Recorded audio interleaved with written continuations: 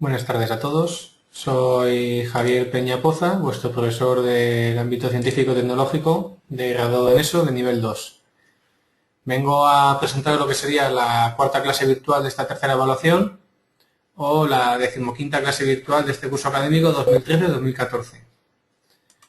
En él vamos a ver la primera parte del tema 1 de tecnología, en el que se habla acerca de la energía y su transformación. Recordad que la energía es la capacidad que tiene la materia para producir cualquier trabajo. Y el trabajo es una de las formas de transmisión de energía entre dos cuerpos. La potencia, que es otro término también a tener en cuenta y a saber, es la relación entre el trabajo realizado y el tiempo empleado en llevarlo a cabo.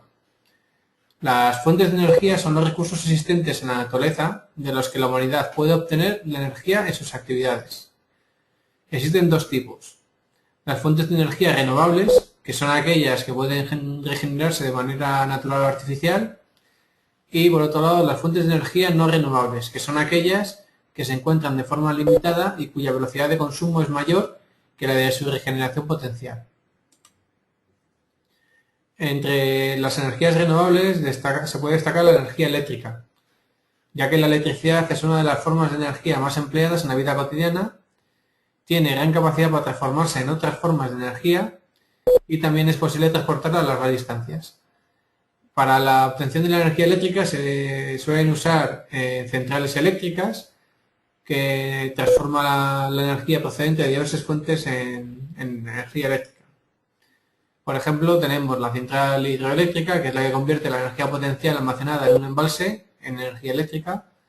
La central térmica, que es la que produce energía eléctrica a partir de la energía que se obtiene a partir de la combustión de un mineral fósil como el carbón. De esta forma, a partir de la combustión se consigue una energía para calentar agua y esta, al cambiar de estado, al producirse vapor, es capaz de mover una turbina que generará por último esa energía eléctrica. Y por otro lado también tenemos las centrales térmicas nucleares, que trabajan de una forma parecida a las centrales térmicas, pero en este caso para calentar el agua se utiliza la energía liberada de la fisión nuclear que tiene lugar en el interior de un reactor. También vamos a ver el tema 1 del bloque temático 5 de la asignatura de matemáticas, que empieza con el estudio de la estadística. Recordad que la estadística es la parte de las matemáticas que se dedica al estudio de los datos, organizándolos en conjuntos para poder elaborar posteriormente una serie de conclusiones. También tenemos una serie de conceptos básicos o nomenclatura que es usada únicamente en el ámbito de la estadística. Por un lado tenemos la población, que es el conjunto de todos los elementos a los que se somete a un estudio estadístico. Por otro lado también tenemos un individuo, que es cada uno de los elementos que componen una población. Una muestra, que sería un conjunto representativo de la población de referencia. Y una variable, que es la característica, el atributo o la medida que se desea conocer y estudiar. Existen dos tipos de variables, las cuantitativas, que son aquellas para las cuales las mediciones se arrojan datos numéricos y pueden ser continuas y discretas. Las continuas serían aquellas que pueden tomar cualquier valor dentro de un cierto intervalo de números reales y las discretas son aquellas que pueden obtener valores de un proceso de conteo. Y por otro lado tendríamos las cualitativas, que son aquellas variables para las cuales no son posibles hacer mediciones numéricas. Respecto a la representatividad de las muestras, la condición más obvia que se le puede pedir a una muestra es que sea representativa. Y su representatividad no tiene que ver con el tamaño, sino con la capacidad de reproducir a pequeña escala las características de una población. Las etapas de un estudio estadístico son las que podéis ver en pantalla. En primer lugar, consistiría en determinar el objetivo del estudio, la característica que queremos estudiar y delimitar el conjunto de individuos sobre el que vamos a hacer el estudio. En segundo lugar, recolectamos los datos. En tercer lugar, ordenamos los datos en tablas. En cuarto lugar, hacemos los gráficos correspondientes con los datos obtenidos. En quinto lugar, calculamos los parámetros estadísticos. En sexto lugar, analizamos e interpretamos toda la información. Y en séptimo y último lugar, elaboramos un informe con las conclusiones obtenidas. A la hora de organizar los datos en tablas, podemos determinar cuántas veces se repite cada clase y establecemos la frecuencia para cada categoría. La tabla de frecuencias o distribución de las frecuencias es una ordenación en forma de tabla de los datos estadísticos, asignando a cada dato su frecuencia correspondiente. Si contamos el número de veces que se repite un valor en un grupo, en una población, estamos calculando la frecuencia absoluta. Sin embargo, si dividimos esa frecuencia absoluta entre el número de elementos consultados, obtendremos la frecuencia relativa. Cuando se ordenan los valores de la variable y sus frecuencias se van sumando hasta un cierto valor, se habla de frecuencia acumulada. Una vez obtenidos los datos en tablas, se pueden analizar en gráficos. El gráfico, por lo tanto, consistiría en la representación en el plano de la información estadística, con el fin de obtener una información visual del material presentando que facilite material representado que facilite su rápida comprensión. De esta forma tenemos varios tipos, que serían el diagrama de barras, el histograma, el diagrama de sectores, un pictograma o los cartogramas. El diagrama de barras es un diagrama con barras rectangulares que tienen una longitud proporcional a la frecuencia de la variable. Las barras pueden estar orientadas horizontal o verticalmente. El histograma es una representación gráfica de una variable en forma de barras, donde la superficie de cada barra es proporcional a la frecuencia de los valores representados. El diagrama de sectores, también llamados circulares o de tarta, presenta los datos en forma de sectores circulares, en un círculo que representa la totalidad de la muestra, de modo que el ángulo de cada sector es proporcional a la frecuencia absoluta. Las variables suelen expresarse en este caso en forma de porcentajes, o tanto por ciento. Los pictogramas son representaciones visuales figurativas. Son diagramas de barras en los que las barras se sustituyen con dibujos alusivos a la variable.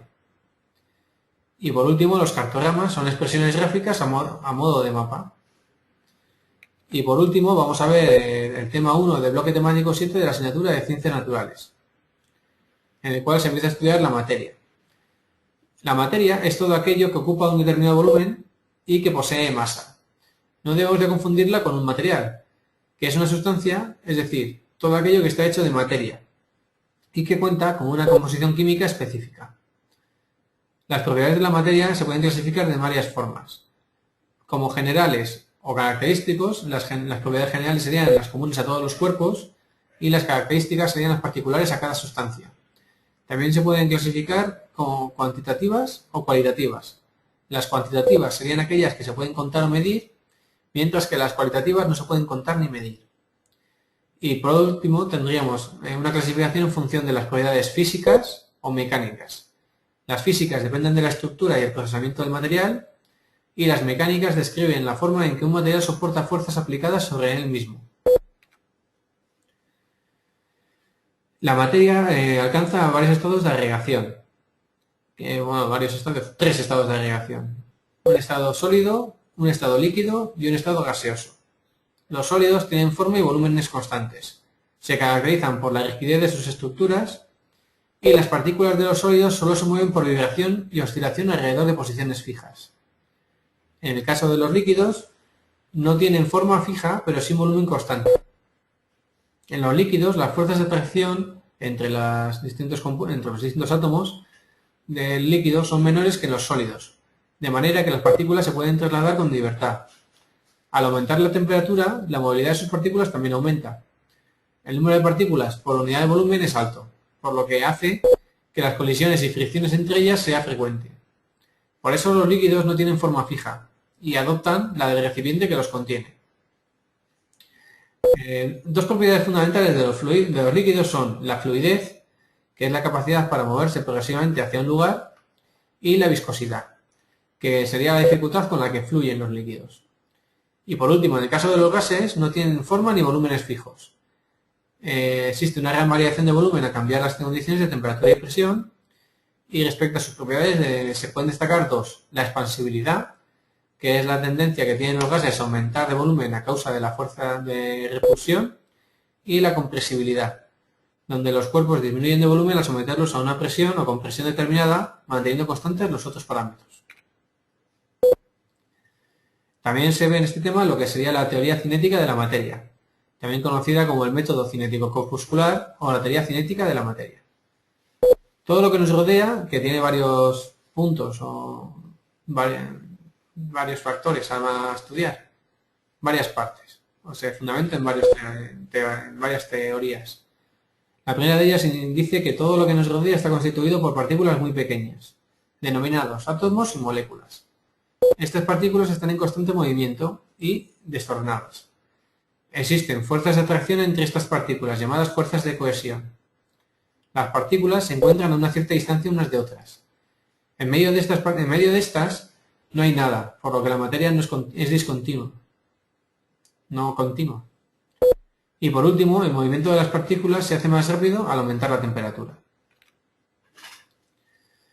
También, una vez estudiados los estados de agregación que hemos visto anteriormente, vamos a estudiar los cambios de estado, que es el proceso por el que una sustancia, cuando la calentamos o enfriamos, pasa de una forma de agregación a otra. La primera de ellas sería la vaporización o ebullición, que es el paso del estado líquido al estado gaseoso. También tenemos el proceso de cristalización o sublimación inversa, que sería el paso del estado gaseoso al estado sólido.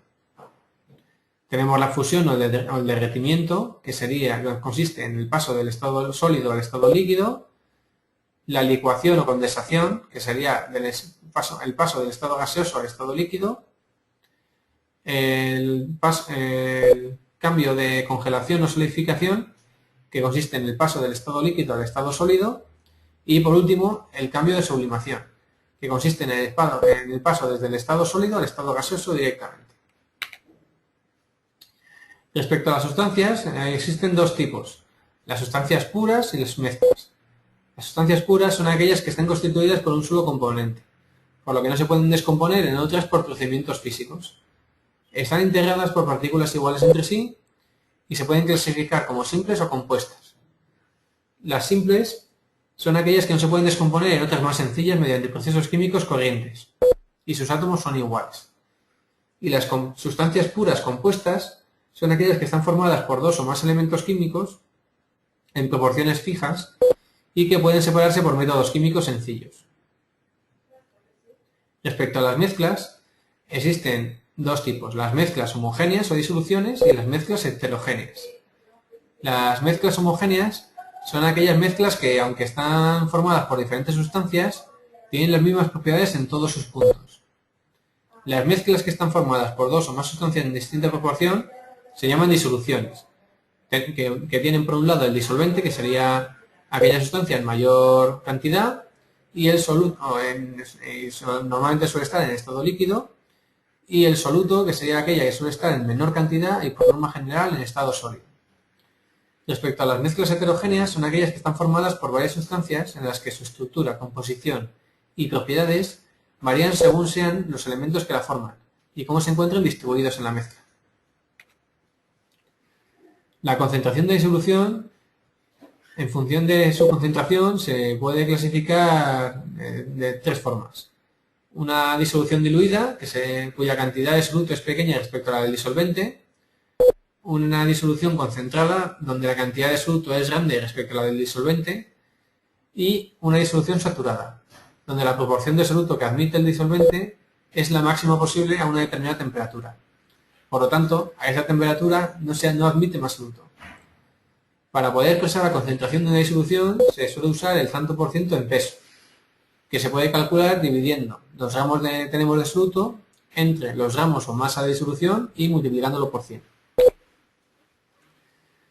Por último en este tema vamos a ver los métodos de separación.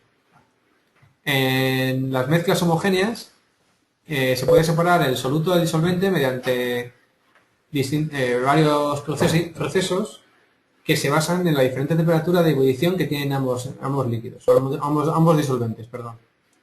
Por un lado podríamos tener la destilación, que se utiliza para separar componentes líquidos de una disolución y que consiste en calentar la disolución, con el resultado de que primero se evapore el elemento con menor temperatura de ebullición. Y por otro lado podríamos tener otro proceso que sería el de cristalización, que también se utiliza para separar disoluciones del tipo, en este caso, sólido en líquido. Se calienta la disolución hasta que el líquido se evapora, dejando el sólido formando pequeños cristales en el fondo del recipiente. Y respecto a las mezclas heterogéneas, podemos realizar separaciones de tres formas distintas. Podemos separar Sólidos de líquidos, en este caso mediante un proceso de filtración o decantación. La filtración se usa cuando uno de los compuestos está formado por pequeñas partículas sólidas dentro de un líquido. Por lo tanto, si hacemos pasar esta disolución o esta mezcla por un filtro, quedarán retenidas en el mismo las partículas sólidas. Y el otro proceso de decantación es una técnica utilizada en los casos en los que las sustancias de la mezcla tienen una misma densidad. Distinta densidad. Por lo tanto, si dejamos reposar la mezcla, el componente con mayor densidad quedará depositado en el fondo del recipiente. Para separar, también podemos usarlo para separar sólidos de sólidos. En este caso, podemos hacerlo de una forma manual, si el tamaño de las partículas es grande. Se puede hacer por criba, cuando un elemento es de mayor tamaño que el otro. En este caso se utilizará un cedazo sobre el que se echan ambos elementos y queda el de mayor tamaño en el cedazo, o retenido por el cedazo. Y por último, se puede realizar una separación mediante imanes. Para ello, uno de los elementos de la mezcla tiene que tener propiedades magnéticas. Y por último, podemos separar también líquidos de líquidos. En este caso, mediante un proceso de decantación, que se utiliza en casos de los que los líquidos no sean miscibles o sean inmiscibles, como pueden ser, por ejemplo, el agua y el aceite. La base de este método es que los elementos de la mezcla no se mezclan, por lo que uno queda por encima del otro. Si esta mezcla la colocamos en un embudo de decantación, se puede abrir el mismo por abajo y dejar que caiga la sustancia de mayor densidad, dejando retenida en el embudo la de menor densidad. Respecto a los elementos y los compuestos, aunque el agua es una sustancia pura, también se puede considerar un compuesto, ya que al someterlo a una corriente eléctrica o a un proceso de electrolisis, el agua forma oxígeno e hidrógeno. Otra serie de sustancias se pueden descomponer si se calientan, con el método denominado descomposición térmica. Por lo tanto, podemos hablar de dos cosas. Por un lado, los elementos, que son sustancias puras que no pueden descomponer por ningún procedimiento, y por otro lado, de compuestos, que son sustancias puras que se pueden descomponer en otras más sencillas. Con esto daríamos por finalizado esta clase virtual y recordad que espero que os haya sido de ayuda para poder resumir los temas a estudiar y que si tenéis cualquier duda os podéis poner en contacto conmigo o bien por correo electrónico o bien por teléfono o bien llamando para concertar una tutoría virtual. Pues espero que os haya sido de ayuda y sin más os espero la semana que viene. Un saludo.